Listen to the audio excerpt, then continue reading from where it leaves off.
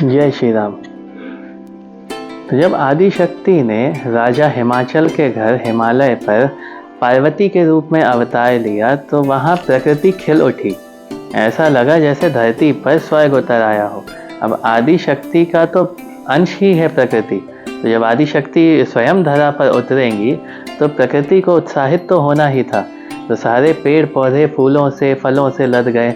वहाँ जो नदियाँ थी उनमें पवित्र जल बहने लगा।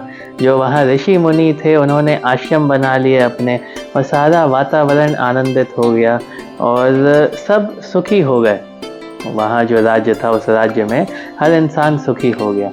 तो जब देवऋषि नारद वहाँ से निकले तो उन्हें ये देखकर बड़ा कौतुक हुआ, आश्चर्य हुआ कि इतनी सुंदर जगह भी धरती पर है। तो वो कौतुक से, आश्चर्य से उस जगह को देखने के लिए वहाँ पर चले गए।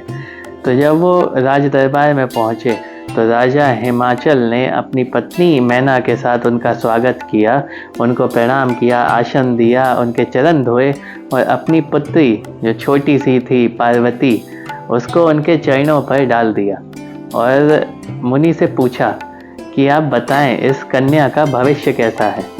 अब कोई ऐसा हमारे यहाँ जब आता है कोई साधु संत या ऐसा फ़कीर या कुछ भी आप कह लो, तो हमको सबसे पहला तो यही होता है कि इससे पूछ लें कि हमारा भविष्य कैसा है, हमें बता दे कि हमारा सब अच्छा चलेगा कि नहीं। तो वही उनका हाल था। जब देवऋषि नारद उनके यहाँ पे पहुँचे तो उन्होंने ये सोचना अच्छा लगा कि अपनी पुत्री का भविष्य इनसे पूछ लिया जाए। सब लक्षण संपन्न कुमारी होई ही संतत पियहि पियारी, सदा अचल एहि कर अहिवाता, एहि तेज जसु पेहहि पितु माता।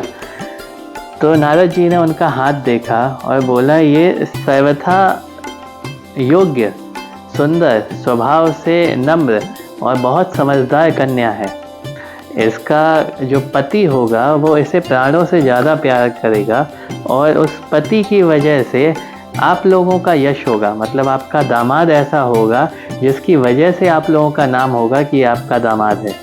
इसके जो सेवा करेगा इस कन्या की तो उसे कभी किसी चीज़ की कमी नहीं रहेगी। मतलब ऐसा कुछ भी नहीं होगा जो उसको ना मिले इसकी सेवा करने से। और जो पतिव्रता स्त्रियां होंगी भविष्य में वो इसके नाम से पतिव्रत धर्म का पालन करेंगी। तो ये इतनी तेजस्वी कन्या है आपकी।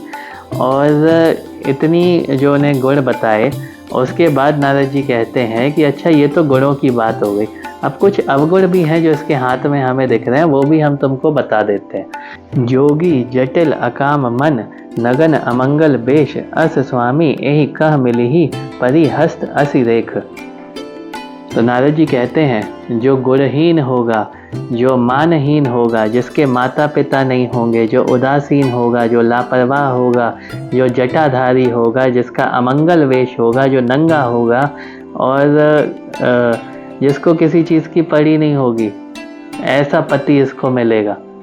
तो पार्वती जी तो ये सुनकर बड़ी प्रसन्न हुई मन ही मन। उनको पता था ये शिव जी की बात कर रहे हैं, लेकिन बाकी जो उनके माता पिता थे, उनकी सहेलियां थी, उनके जो और दरबारी थे, वो सोचकर चिंतित हो गए कि इतनी अच्छे गुणों वाली, सुलक्षणों वाली कन्या और उसको ऐसा पति मिलेगा।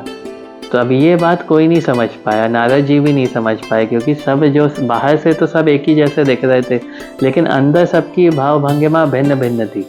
तो जैसे एक ही चीज़ होती है, किसी के लिए वो राहत होती है, किसी के लिए वो आफत होती है, तो वही कंडीशन यहाँ पे पार्वती जी के लिए तो बड़ी सुकून भरी बात।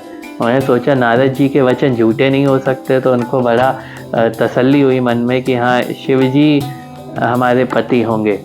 और बाकी लोगों को बड़ी चिंता हुई इसी बात से कि ऐसा कौन है। उनके सबके दिमाग में नहीं आया कि शिव जी की बात हो सकती है। नारद जी के भी दिमाग में नहीं आया, क्योंकि वो तो ऐसे ही मिलने चले गए थे, हस्तरेखा देख के, हाथों की लकीरें देख के बता रहे थे कि क्या कंडीशन है।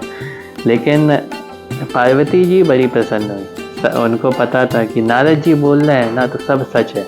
तो उन्होंने ये बात अपने मन में गांठ बांध कर रख ली।